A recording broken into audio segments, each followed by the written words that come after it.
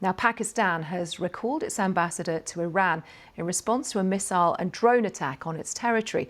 Tehran's envoy has also been blocked from returning to Islamabad. Iranian state media say the strike targeted a militant group in the sparsely populated province of Balochistan, but the Pakistani Foreign Ministry said that 2 children were killed in the attack. A spokesperson called it a blatant breach of Pakistan's sovereignty and accused Iran of violating international law. Well, our correspondent Caroline Davis is following developments from Islamabad. Skirmishes between Pakistan and Iran on their border are not unheard of, but they're rarely as high profile as this particular incident. Iranian state media said yesterday that the Iranian military had hit and targeted the headquarters of a Sunni militant group that is known as Jaish al-Adli, which has carried out multiple attacks inside Iran, including claiming responsibility for an attack on a police station in December. Now, the group itself has put out on social media, it says that this particular strike hit the homes of the militants and that killed family members of the militants rather than their bases themselves. They have also vowed revenge on Iran. Iran itself has not put out an official statement on this incident. Now, Pakistan's foreign ministry has said that 2 children were killed, and they have called this an unprovoked violation of Pakistan's airspace. Pakistan has now recalled its ambassador to Iran, and it has told that Iran's ambassador to Pakistan, who's currently out of the country, not to return. Of course, the backdrop to all of this, and the reason why this is getting even more attention, is because of the timing. The fact that Iran has also in the recent days hit both Iraq and Syria. Now, put together, this suggests that Iran is currently trying to show a display of strength and force against any group that it considers to be a threat.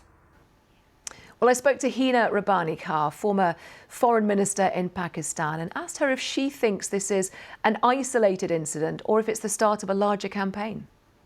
I think this is a reaction to appease domestic compulsions. It's perhaps Iran having compromised its national interest for the sake of the regime's interest.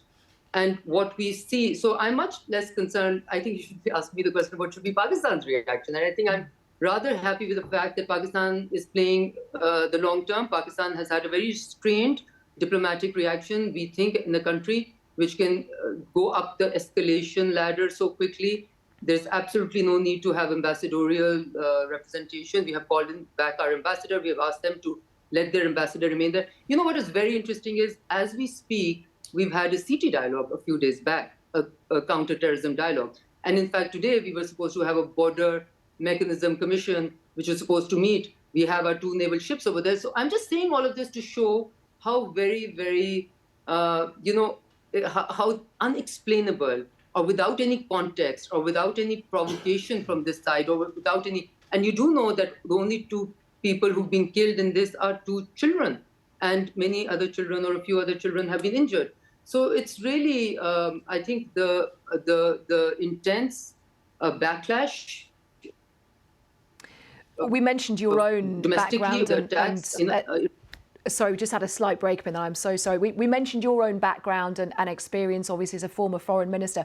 What would you be doing right now, both in terms of relations and conversations that you'd be having, but also, to reassure the population, the people in Pakistan as well? So the reaction in Pakistan, I think, currently has been very restrained. I am somewhat happy. A military strike does not have to be retaliated by a military strike. Only an irresponsible nation would do that. However, I think the normalization of relations now would be in Iran's court.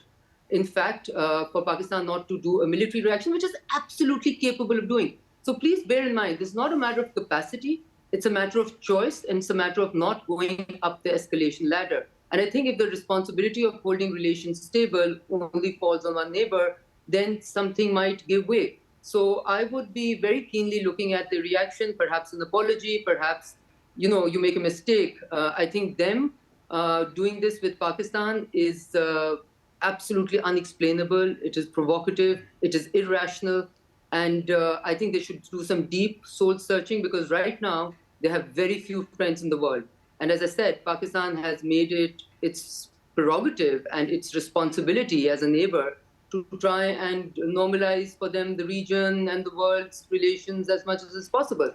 So I think they lost a friend, and I hope they understand the repercussions, both perhaps hopefully not militarily, which we're fully capable of doing, but at least diplomatically. This will have, because this is not normal, taking a snipe at somebody's sovereignty and going against international law and making the case of, oh, we were only going against Iranians. We know that we have an Indian agent who was working from Iranian soil. We have immense examples of things like this. But you sort these issues out in the mechanisms that you have. That is what responsible, stable countries do. And we hope that better sense will prevail.